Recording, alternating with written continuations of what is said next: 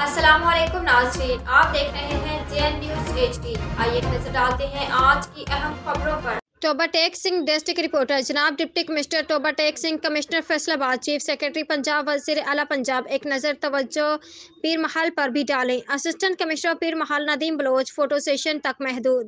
Assistant commissioner کی غفلت، لاپرواہی یا نا تجربہ کاری، تحصیل کمپلیکس میں آوارہ کتوں کا راج۔ سائلین سمیت عملہ خوف میں مبتلا پیر محل تحصیل بھر میں صفائی کے دعوے بس دعوے نکلے۔ تحصیل کمپلیکس آثار قدیمہ کے کھنڈرات اور جنگل کی شکل اختیار کر گیا۔ تفصیلات کے مطابق اسسٹنٹ کمشنر پیر محل ندیم بلوچ کی کارکردگی تو نظر نہ آ سکی، مگر تحصیل کمپلیکس آوارہ کتوں کی اما جگہ بن گیا۔ جنگلی درختوں سے جنگل کی شکل جبکہ کھنڈرات سے آثار قدیمہ نظر آنے لگا۔ شہریوں نے ڈپٹی کمشنر توبہ عدنان ارشاد کمشنر فیصل آباد چیف سیکرٹری پنجاب وزیر اعلیٰ پنجاب سے اسسٹنٹ کمشنر کی غفلت و لاپرواہی کے خلاف نوٹس لینے کا مطالبہ کر دیا۔